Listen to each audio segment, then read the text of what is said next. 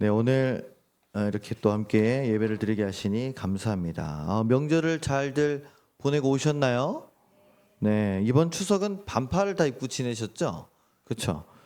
아주 여름 같은 날씨였는데 비가 요 며칠 이틀 확 내리고 나니까 가을이 갑자기 찾아왔습니다. 그렇죠? 어제 창문을 열고 이렇게 있는데 밤에 바람이 시원하더라고요. 그래서 야 이게 웬일이냐 그랬습니다. 명절 지내시면서 뭐 맛있는 음식도 많이 드셨을 거고 그렇죠? 오랜만에 만나는 친척들과 이야기들도 나누면서 좋은 시간들을 보내신 분들도 있고 또 불가피하게 일을 해야 해서 또 쉬지 못하신 분들도 있고 또 다들 가족 친지들 만날 때 어디 가지 않고 조용히 혼자 또 시간을 보낸 분들도 있을 겁니다. 각각 나에게 주어진 상황 속에서 그래도 명절 연휴를 잘 보내고 일상으로 돌아왔고 또 주일이 되어서 이렇게 만나 우리가 예배를 드립니다. 혹시 명절 증후군이 있지는 않으십니까? 명절 증후군이라는 게 있더라고요. 그 명절을 보내고 나면은 괜히 계속 피곤한 게 있대요. 그리고 또 이렇게 고속도로만 가면은 막힐 건데 오늘 만나에서 분당에서 오시면서 차가 안 막히셨는지 모르겠습니다만은 보통 뭐 1시간 걸릴 거리를 2~3시간씩 걸리고 그렇죠? 제가 뉴스 보니까 어떤 내비게이션이 충청도 쪽에서 어디 논길로 인도를 했는데 세상에 거기 모든 차가 다 따라 들어가가지고 5시간 동안 논두렁에서 갇혀 있었다고. 야, 저도 그럴 때가 있거든요, 그렇죠?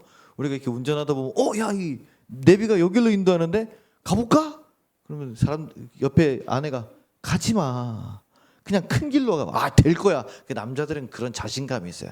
자기가 잘할 수 있다. 가보면 그렇게 낭패를 치는 거예요. 그래서 내비 말을 잘 듣는 게 그렇잖아요. 남자는 누구 말을 잘 들어야 된다? 아내 말과 내비게이션 말을 잘 들어야 된다. 그러면 큰 문제가 없다고 들었습니다. 그렇죠? 그리고 또 하도 맛있는 것들을 많이 드셔가지고 배가 이렇게 더부룩하고 살도 찌고 그죠? 좀찐것 같나요? 별로 안 쪘죠? 네. 고기를 많이 먹긴 했습니다. 소고기, 돼지고기, 양고기, 닭고기, 회. 많이 먹었네요. 거의 모든 고기를 섭렵한 것 같은 느낌이네요. 네, 그래서 뭐 소화불량도 막 생기고 그런다고 합니다. 우리 아이들이 명절 끝나자마자 하는 말이 뭔지 아십니까? 내일 학교 가기 싫다. 그 얘기를 하더라고요. 명절이 좋기도 하지만 또 그 좋은 만큼 반작용도 있는 것 같습니다. 마치 고무줄처럼 우리의 삶도 바짝 잡아당겨서 이렇게 긴장했다가 또 늘어나서 이렇게 긴장이 풀리기도 하는 그런 반복 속에서 우리가 늘 살아가죠. 그래서 이 늘어나고 줄어드는 이 긴장과 이완을 내가 얼마만큼 잘 통제하느냐, 육체적으로나 정신적으로나 이 긴장과 이완을 잘 관리하는 것이 내가 누리는 삶의 그 퀄리티와 직결된다고 이제 얘기를 합니다. 그러면 우리 신앙생활의 긴장과 이완은 어떨까요? 나는 내 믿음의 긴장과 스트레스 관리를 잘하고 있는지 명절 직후 오늘 우리에게 주시는 말씀을 통해서 그 방법을 함께 찾아보시는 시간 되시기를 주님의 이름으로 부탁을 드립니다. 근데 여러분 오늘 설교 제목 보셨어요? 오늘 설교 제목 주보에 딱 써있죠. 뭐라고 써있습니까? 당신도 나락에 갈 수 있다. 이 다소 기독교적이지 않은 상당히 부정적이고 어떻게 보면은 이 저주가 섞인 그런 경고 같은 말입니다. 그렇죠? 아마 이렇게 설교 제목 지은 사람은 저밖에 없을 거예요. 우리 전도사님들이 걱정하시더라고요. 목사님 이런 용어 쓰시면 안 됩니다. 용어를 바꾸셔야 됩니다. 논란이 될 수 있습니다. 그래서 그래 논란이 일어나면 내가 모든 걸 감당하겠다. 그렇게 했는데 이 나락이라는 말이 무슨 뜻인지는 아마 대충 아실 텐데요. 정확히 한번 찾아봤습니다. 그 뜻은 이렇더라고요. 산스크리트어 이게 힌두 그죠? 인도 쪽에서 오는 말인데 그 나라카라는 말이랍니다. 나라카. 이 불교에서 지옥을 여러 가지 이름으로 부릅니다. 뭐 연옥도 있고 뭐 이렇게 부르는데 그 중에서 이제 있는 이름이 나라카라고 하더라고요. 지옥의 다른 이름이다. 반대말은 뭡니까? 극락이 되겠죠, 그렇죠? 이 나락이라는 말을 인터넷 아프리카 BJ들이 사용하기 시작하면서 순식간에 유행이 되었다고 해요. 그리고 지금은 유명인이나 지위가 있는 어떤 사람이 논쟁이 될 만한 행동이나 발언을 했을 때 대중의 비난과 공격을 받고 한순간에 무너지는 상황을 일컫는 말이 되었습니다. 그러면서 이제 유튜버 피식대학 이 나락이라는 콘텐츠를 가지고 오히려 나락 퀴즈쇼라는 것을 만들면서 선풍적인 인기를 끌게 되었다는 것이죠. 한번 그 영상을 잠깐 보겠습니다. 이용주 씨 앞으로 나와 주십시오. 300만 원. 기부. 이용주 씨는 독실한 크리스천으로 알고 있습니다. 맞습니까? 맞습니다. 문제 나갑니다. 아, 씨. 올해 교회 몇 번 갔나요? 하나님 걸고 조부모님 걸고 저 할아버지가 보고 있습니다.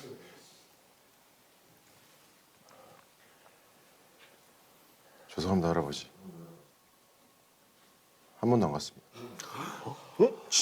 진짜요?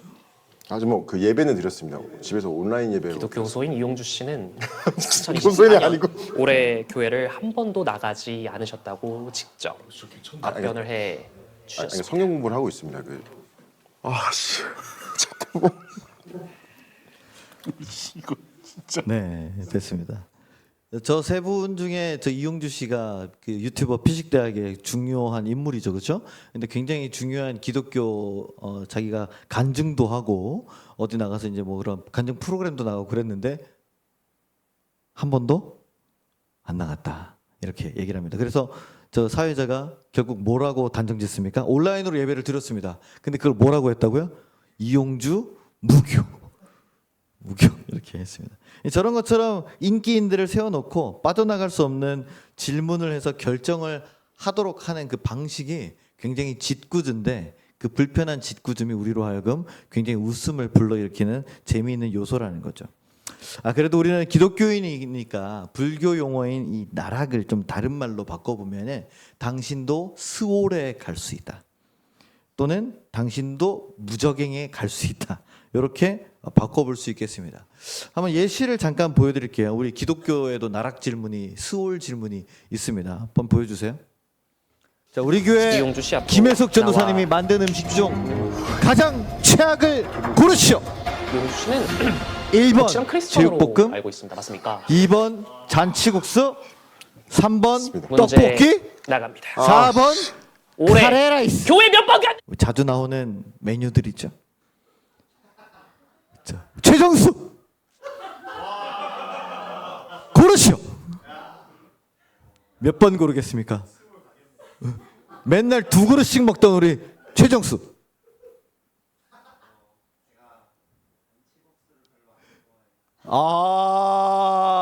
앞으로 김혜수 전사님이 잔치국수를 하는 날은 최정수는 안 먹는 걸로 하겠습니다.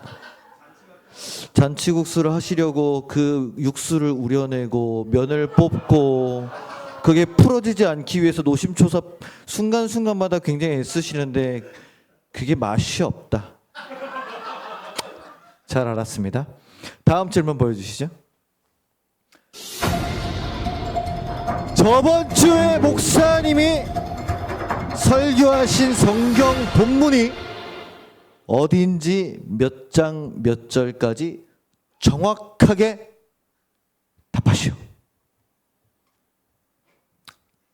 이 질문을 사모님에게 하겠습니다.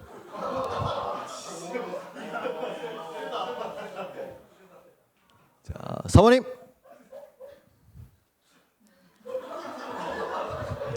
기억나지 않는다고 했습니다.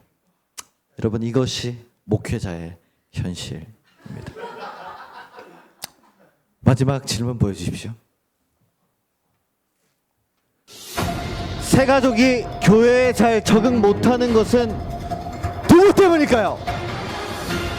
1번 스신자반, 2번 전도사님들, 3번 데려온 사람, 4번 담임 목사님. 우리 얼마 전에 친구를 전도해서 예배를 같이 드렸던 우리 박민영 청년에게 질문하겠습니다. 한 번 오고 지금 예배를 오지 않고 있는데 과연 누구 때문인가요? 나락을 잘 피해갑니다. 네. 네. 재밌죠? 네.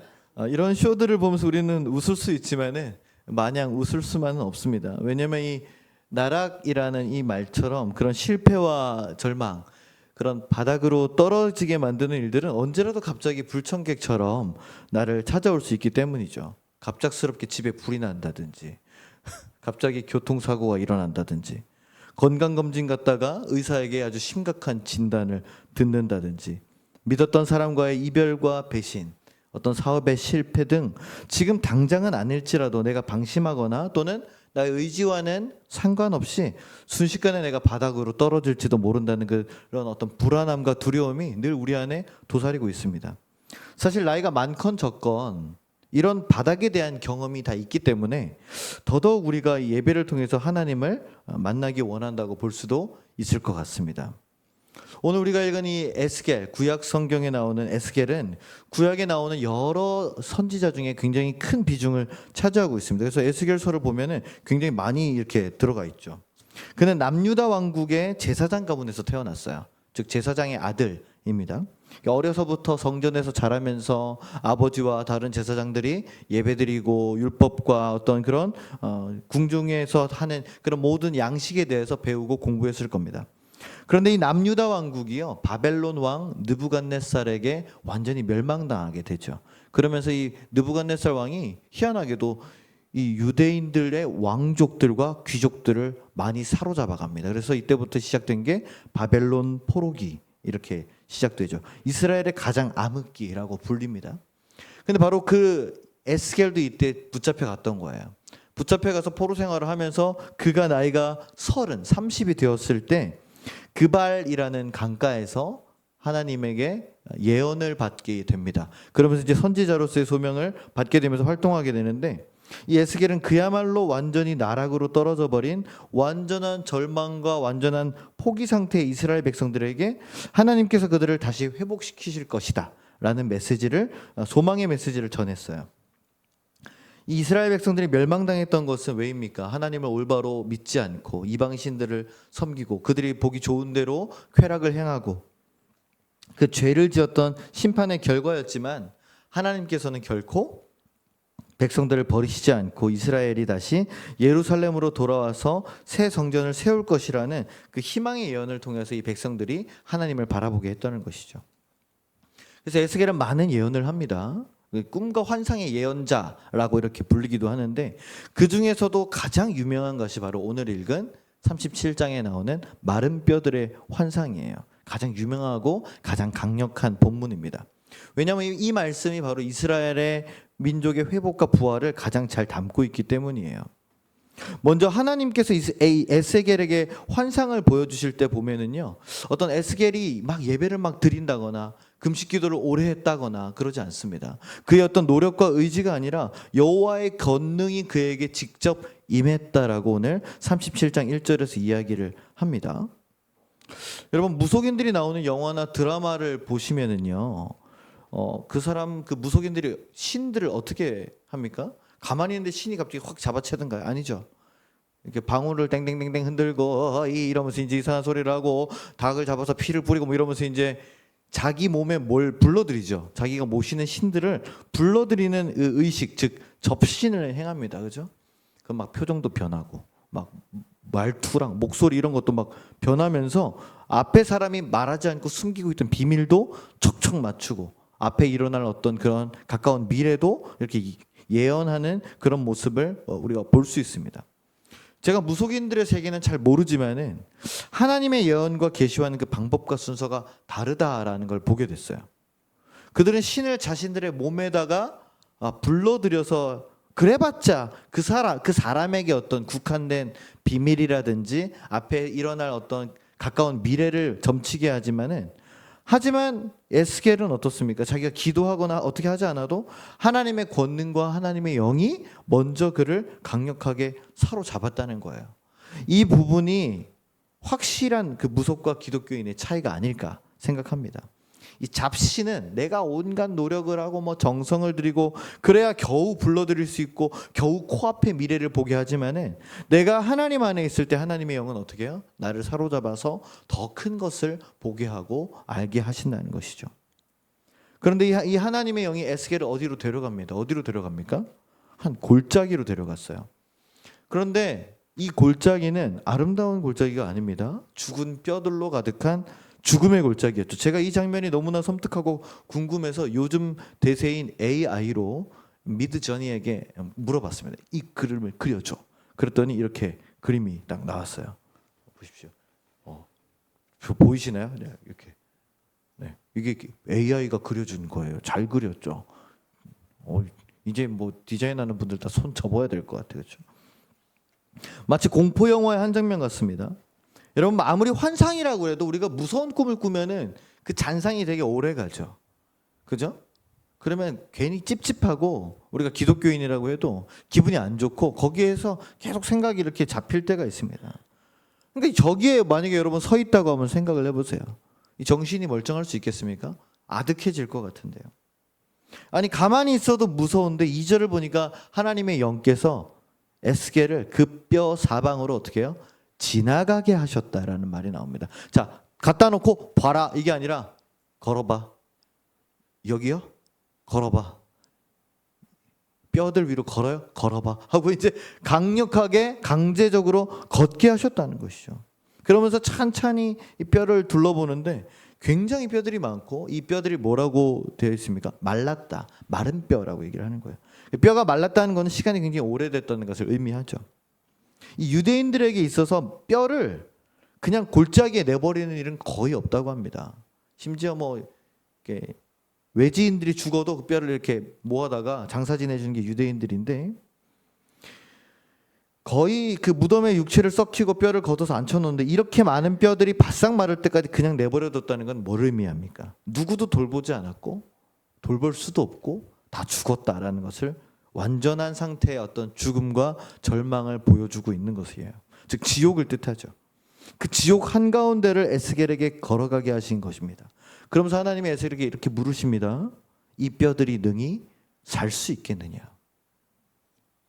여러분 이 질문이 뭘 뜻하는 걸까요? 지옥의 바닥까지 내려가 있을 정도로 힘들어하는 사람들에게 너 힘들어? 이렇게 묻는 것과 같지 않습니까? 또는 큰 병에 걸려서 괴로운 고통에 아주 깊은 신음을 하고 있는 사람에게 너 나을 수 있어? 이렇게 묻는 것과 같다는 것이죠. 내가 큰 고통과 어려움에 놓여 있을 때 나에게 필요한 것은 무엇입니까? 위로와 격려이지요. 내 고통이 얼마나 큰지, 내 괴로움을 내가 얼마나 견딜 수 있는지를 확인해 주는 팩트 체크는 필요가 없습니다. 하지만 하나님은 이 무서움과 두려움 가운데 있는 에스겔에게 물으십니다. 이 죽은 뼈들이, 이 마른 뼈들이 네가 볼 때는 살아날 가능성이 있겠느냐? 대답은 너무나 뻔하죠. 당연히 살아날 가능성이 0.0000001%도 없습니다. 완전한 불가능이죠. 이걸 왜 물으시는 걸까요? 하나님은 나에게 위로와 격려를 주시는 분이 맞습니다. 그렇죠? 그러나 동시에 내가 처한 상황을 처절할 정도로 정확하게 보게 만드시는 분이기도 하다는 거예요. 내가 아무리 고개를 돌리고 눈을 감고 부정하고 싶어도 피할 수 없게 만들고 그 지옥 한가운데를 천천히 걸어가면서 다 보게 하신다는 거예요. 그러면서 비참하고 괴로운 현실을 직시하게 될 때 내가 할 수 있는 일이 하나도 없구나. 나의 완전한 무력감과 비참함을 깊숙이 느끼게 될 때 그제서야 하나님이 오롯이 보이게 된다는 것을 알려주고 계십니다. 이 질문을 들은 에스겔이 뭐라고 대답합니까? 3절에 주 여호와여 주께서 아시나이다. 에스겔은 이 죽은 뼈들을 보면서 자신이 아무것도 할 수 없음을 깨달았습니다. 하나님의 말씀을 대언했고 이스라엘을 멸망시킨 그 강대국들을 향해서 막 심판의 경고의 말씀을 막 선포할 정도로 용감했지만 막상 이 죽은 뼈들 한가운데 있으니까 자기가 할 수 있는 게 아무것도 없다는 것을 깨달은 거예요. 그렇죠. 완전한 죽음 앞에서 우리 인간이 깨달을 수 있는 것은 완전한 무능력뿐입니다. 그래서 에스겔은 오직 여호와 하나님께 달렸습니다라고 고백을 해요. 그래서 이 고백은 뭐냐면 하나님 앞에서 나는 아무것도 아님을 인정하는 아주 정직한 고백이 되는 것입니다. 여러분 내가 바닥에 떨어져서 울고 있을 때 나는 에스겔과 같은 고백을 할 수 있을까요? 여러분 어떠실 것 같으세요? 저도 한번 생각을 해봤습니다. 내가 가장 내 인생에 지금까지 오면서 나락이라고 생각했던 순간은 언제였고 나는 그때 하나님께 어떤 기도를 했었지? 여러 가지 어려웠던 기억들이 떠오릅니다. 그런데 그 기억을 떠올리는 것만으로도 굉장히 힘이 들어요. 아버지가 아프셨을 때, 돌아가셨을 때 교회가 문제가 있고 뭐 사람들과 문제가 생겨서 교회가 휘청이기 시작했을 때, 교회 재정이 없었을 때, 뭐 여러 가지 상황들이 힘듭니다. 그런데 분명한 것은 그렇게 내가 바닥에 있을 때 온전히 하나님께 맡기는 에스겔과 같은 고백이 절대로 바로 나오지는 않는다는 거예요. 왜 그러냐면 사람은 바닥에 떨어지게 되면은요, 당황하면서 현실을 부정하는 경향이 있다고 해요. 이게 나에게 이런 일이 왜 일어났지? 이 일을 어떻게 이해해야 되지? 이거 말도 안 되는 일인데, 말도 안 돼 이러면서 부정하고 회피하고 싶고 도망가고 싶어 한다는 것이죠. 그러다가 어떻게든 이 상황을 해결해 보려고 발버둥을 칩니다. 내가 할 수 있는 모든 능력과 인맥들을 동원해서 이 바닥에서 어떻게든 탈출을 해보려고 해요. 그러다 안 되죠. 자꾸만 현실을 부정하게 됩니다. 도피하고 자기 객관화가 되지 않으면서 멘붕에 빠지게 된다고 해요. 그리고 굉장히 힘든 시간이 오랫동안 지속이 되고 나서야 내가 얼마나 무능력한지를 깨닫고 내 주변에 누가 얼마나 없는지를 처절하게 깨닫고 나서야 최후의 최후를 찾는 게 바로 초월자, 신의 존재라고 한다는 것이죠. 즉 인생의 가장 밑바닥에 놓여졌을 때 에스겔과 같이 오직 여호와 하나님께 달렸습니다라고 고백하는 것은 결코 쉬운 일이 아니라는 점이에요. 비로소 하나님을 찾아서 이제 에스겔은 고백합니다. 하나님께 모든 것이 달렸습니다. 이 고백이 나올 때 하나님이 이렇게 말씀하십니다. 내가 생기를 너희에게 들어가게 하리니 너희가 살아나리라. 할렐루야. 이 명령은요, 오직 생명을 주관하시는 하나님만이 하실 수 있는 명령인 줄로 믿습니다. 그런데 이 말을 들을 때 내가 어디에 있어요 지금? 내가 위에 있는 게 아니라 바닥에 있죠. 바닥에 있을 때는 이 말이 얼마나 비현실적입니까? 그죠? 아무것도 못하고 있고 넘어져 있고 걷지도 못한 사람인데 일어나서 걸을 거예요. 한 달 있다 나을 거예요. 한 달 있다가 100억 벌 거예요. 얼마나 비현실적인 이야기예요. 얼마나 비상식적인지 그런 것들이 내게 선뜻 와닿지를 않아요. 그러니까 내 입으로 고백이 안 된다는 것이죠. 제가 예전에 몰랐는데 우리 청년들, 우리 성도님들이 평일에 얼마나 열심히 일하시고 괴롭고 힘들게 하시는지 그런 걸 몰랐을 때는 왜 예배 시간에 저렇게 집중을 못 하시지? 왜 교회를 저렇게 빠지지? 이런 게 이해가 안 돼서 저는 정죄하는 사람이었습니다. 아마 거의 대부분의 사역자들이 젊을 때는 그런 혈기가 있어요. 그러다가 나이가 들고 어떤 성도님들의 상황들이나 가정에 처한 현실을 좀 깨닫게 나면은 왜 권사님 예배 안 나오세요? 왜 기도 안 하세요? 너 왜 예배 빠졌어? 이렇게 말하는 것 자체가 얼마나 폭력적인지를, 얼마나 그게 힘든 일인지를 제가 깨닫게 됩니다. 그렇죠? 그런 사람에게 예배 드리면 될 겁니다. 하나님이 도와주실 거예요. 분명히 성공하게 하실 겁니다. 걱정하지 마세요. 물론 우리 신앙적으로 얼마든지 할 수 있는 격려이지만 바닥에 있는 사람에게는 이 격려가 들어가지를 않는다는 것이죠. 이처럼 성경은요, 말도 안 되는 일들을 너무나 당연하게 하나님께서 행하시는 장면들을 담고 있습니다. 수없이 담고 있어요. 그렇죠? 모세가 홍해를 갈랐을 때, 다니엘이 사자굴에서 살아나왔을 때도, 예수님이 죽은 소녀를 살렸을 때도, 베드로가 무리를 걸어 나왔을 때도, 이게 다 비상식적이고 비현실적인 일들이 우리가 바닥에 있을 때 오는 하나님의 명령이라는 거예요. 도저히 일어날 것 같지 않은 불가능 100%의 말씀을 하나님은 나에게 주시면서 선택하게 하십니다. 이걸 믿겠느냐? 믿는다면 너의 입으로도 선포할 수 있겠느냐? 에스겔은 주위를 한번 둘러봅니다. 죽은 지 한참 오래돼서 말라버린 죽음 그 자체가 된 뼈들. 자, 이 뼈들의 생기가 들어가서 어떻게 해요? 살아난다고요? 오히려 그게 더 무서운 일 아닙니까? 아까 그 장면을 생각해 보세요. 뼈가 많은데 공포 영화 같은 데 보면 이제 좀비들이나 해골 바가지들이 이렇게 따다다닥 일어나서 이러면서 입 딱딱 벌리면서 쫓아오잖아요. 그렇죠? 그러면 안 살아나는 게 낫지 않나요? 그냥 두세요. 괜찮습니다. 제가 좀 잘 지나가 볼게요. 그럴 것 같은데요. 그렇죠? 너무 소름 끼칠 것 같아요. 말이 많거나 주저할 게 분명하죠. 그러나 에스겔은 하나님이 그렇게 말씀하실 이대로 대언해라라고 했을 때 그대로 순종해서 대언합니다. 이에 내가 명령을 따라 대언하니. 할렐루야. 하나님께서 모든 것을 아시니 하나님께 모든 것을 맡깁니다의 믿음으로 그는 생기가 마른 뼈들에게 들어가라고 명령했습니다. 그러다 정말로 무서운 장면이 일어나죠. 뼈들이 막 덜그럭 거리면서 막 뼈가 탁탁 붙으면서 일어나는 거예요. 그 골짜기가 얼마나 시끄러웠겠어요. 그 수백 수천 개의 뼈들이 따닥따닥따닥 하면서 붙었다 이렇게 일어나 생각을 해보세요. 네, 좀 무서울 것 같은데, 그죠? 거기다 막 이렇게 뼈 위에 힘줄이 생기고 살가죽이 덮이면서 사람의 모양을 갖춥니다. 놀랍기도 하지만 정말 무서운 일이 아닐까요? 그렇게 온 뼈들이 다 살아나서 수많은 사람이 되었다고 해요. 그런데 8절을 봅시다. 8절. 8절에 보면은 뭐라고 써 있습니까? 한번 읽어봅시다. 시작. 내가 또 보니 그 뼈에 힘줄이 생기고 살이 오르며 그 위에 가죽이 덮이나 그 속에 뭐가 없어요? 생기는 없었다는 거예요. 무슨 말이에요? 살아있는 사람의 모습을 갖췄지만 생기가 없는 것, 곧 좀비와 같은 그런 상태라는 것이죠. 여기에 정말 중요한 포인트가 있습니다. 하나님의 영이 나에게 임하고 놀라운 환상과 계시를 보여주시고 하나님의 명령에 순종해서 믿음으로 그대로 따랐더니 정말로 일어날 수 없는 불가능한 일들이 가능하게 됐어요. 죽은 뼈들이 살아나서 사람이 됐습니다. 근데 문제는 뭡니까? 살긴 살았는데 뭐가 없어요? 생기가 없어요. 그 안에 가장 중요한 이 생명이 없다는 겁니다.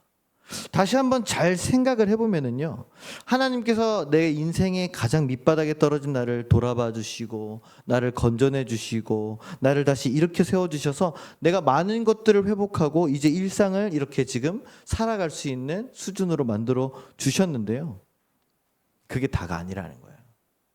여전히 우리는 이렇게 살아가지만, 우리가 예배를 드리고 있지만 우리한테 가장 중요한 것이 빠지면은 이 생기, 이게 빠지면 살아있어도 살아있는 게 아니라는 거예요.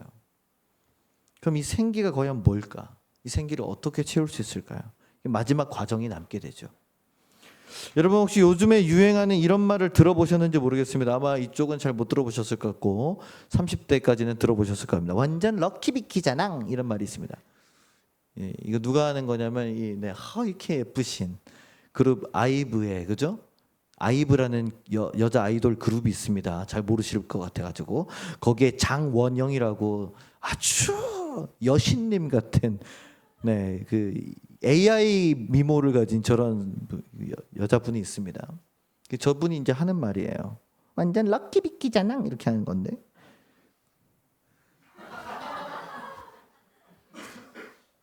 누구야?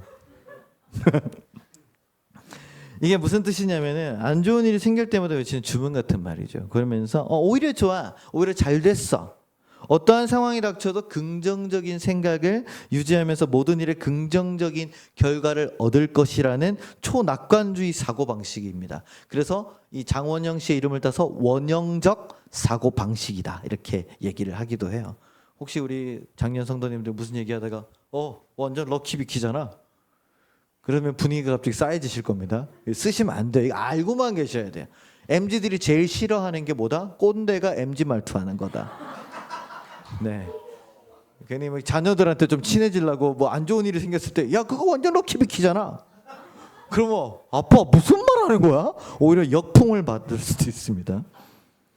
이런 초낙관주의 사고방식을 심리학적 전문 용어로는 회복 탄력성이라고 부릅니다. 뭐라고요? 회복 탄력성.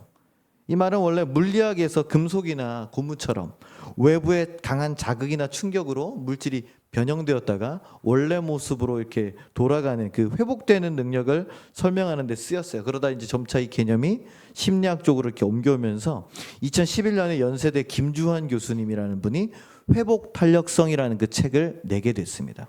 그러면서 우리나라에 굉장히 폭발적으로 널리 알려지고 또 많은 목사님들도 이미 설교 시간에 많이 소개하시고 이야기를 많이 하셨습니다. 여러분 유명한 이솝 우화를 쓴 안데르센 아시죠? 그죠? 안데르센이 미운 오리 새끼라는 그 동화를 썼어요. 그렇죠? 그 동화를 왜 썼는지 아십니까? 안데르센이 자기의 외모에 아주 컴플렉스가 많았답니다. 자기가 너무 못생기고 키도 작고 볼품이 없어서 많은 사람들이 맨날 자기를 비하하고 되게 무시하고 그랬대요. 그래서 그 열등감에서 비롯돼서 쓰여진 동화가 미운 우리 새끼입니다. 그리고 이 안데르센이 성냥 사세요. 성냥 사세요. 이 성냥팔이 소녀도 썼어요. 그죠? 그 성냥팔이 소녀 되게 슬픈 엔딩이잖아요. 그렇죠? 마지막에 성냥을 탁 보면서 이렇게 하면서 얼어 죽는 장면이 나오는데 그거를 쓸 수 있었던 이유도 안데르센의 집안이 너무 가난해서 초등학교도 학교도 못 갔다고 해요. 그런 어떤 그의 불우한 어린 시절이 있었다고 합니다. 그러나 그런 열등감과 그런 어려웠던 역경들이 오히려 회복 탄력성으로 작용해서 그런 놀라운 이야기들을 써냈다는 것이죠. 그래서 이 회복 탄력성은요, 역경에 주저하지 않고 바닥을 딛고 다시 솟아오르기 위해서 오뚜기처럼 넘어져도 다시 일어나는 능력, 특히 실패와 좌절을 겪고 난 뒤에 오히려 더 강해지고 성장하는 능력이라고 합니다. 그럼 어떤 사람이 회복 탄력성이 좋을까? 제가 간단하게 소개를 드리겠습니다. 잘 기억을 해보세요. 이것만 기억하시면 여러분 다 회복 탄력성이 좋아질 수 있습니다. 첫 번째, 시련과 역경은 누구에게나 일어난다는 점을 인정한다. 나에게만 역경이 피해갈 것이라는 예외적인 건 없다는 거예요. 그죠? 그러니까 갑자기 찾아오더라도 당황하지 말라는 겁니다. 두 번째, 만능 해결책이나 완벽한 해결책이 없다는 것을 인식해야 된답니다. 문제가 있을 때 그걸 완벽하게 해결하기라고 하기보다는 조금씩 해결하면서 인내하고 기다려야 된다는 거예요. 세 번째, 내가 했던 실수와 실패 때문에 이런 결과가 온 것에 대해서 내가 반성을 하지만 후회에 빠지지 않는다. 이게 중요하더라고요. 뭐라고요? 후회에 빠지지 않는다는 거예요. 내가 이래서 잘못했지. 내가 이래서 누가 떠나갔지. 내가 이래서 누구한테 상처를 줬지. 이 바보 같은 놈, 이 바보 같은 녀석 이러면서 거기에 묶여 있으면 아무것도 못 한다는 겁니다. 네 번째, 이 또한 지나가리다라고 생각을 합니다. 처음에는 큰 충격을 받게 되죠. 그러나 시간이 지나면 어떻게 돼요? 점점 강도가 옅어집니다. 우리가 사랑하는 사람을 잃고 나서도 처음 얼마 동안에는 확 정신을 못 차리고 하지만 그때 한 말 있죠. 그래도 울고 있으면 어떻게 합니까? 산 사람은 살아야지. 그래서 그런 말을 어른들이 많이 하세요. 그래서 밥 한 숟갈이라도 먹게 하고 그러면 그 시간이 또 이렇게 지나가져요. 무슨 말입니까? 끝나지 않는 고난이라는 거는 없다는 겁니다. 마지막으로 다섯 번째, 역경을 내가 사랑하는 사람과 나누며 이겨내고 긍정적인 면을 찾는다는 거예요. 이 또한 나의 성장이자 단련 과정이다라고 여기면 이런 회복 탄력성이 우리가 좋아진다고 합니다. 이 회복 탄력성이 작동하기 위한 마지막 단계가 우리 신앙인들에게 있습니다. 말씀 9절을 봅시다. 살아난 뼈들이 사람의 모습이 되었지만 살아 움직이지 않습니다. 그러자 하나님이 에스겔에게 다시 한번 이렇게 명령하라고 합니다. 뭐라고 하십니까? 너는 생기를 향하여 대언하라. 처음에는 뭐를 향해서 대언했어요? 뼈들을 향해서. 두 번째는 생기를 향해서 대언하라는 거예요. 그러니까 이 생기가 사방에서부터 불어와서 이 사람들을 살리게 하라는 겁니다. 결국 가장 중요한 것은 이 생기가 들어와야 생명이 살아난다는 거예요. 이 생기는 히브리어로 뭐라고 합니까? 루아흐라고 합니다. 뭐라고요? 루아흐. 흐가 크랑 약간 루아크. 약간 루아 커피랑 비슷한데. 그죠? 이 루아흐는 바람, 영, 마음, 성령 이 모든 것을 뜻해요. 창세기 1장에서 하나님이 사람을 창조하실 때 그 코에다가 아담을 창조하실 때 뭘 불어넣습니까? 생령을 후 하고 불어넣었다고 하시. 그게 바로 이게 하나님의 생령입니다. 내가 떨어져 주저앉아 있는 바닥에서 다시 올라가기 위해서는 돈도 필요하고요. 그죠? 건강도 필요하고요. 사람도 필요합니다. 자신감도 필요하죠.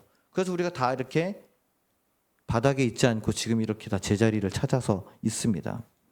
그러나 그걸로 끝이 아니라는 거예요. 다시 올라왔지만 또 언제라도 무너질 수 있다는 거죠.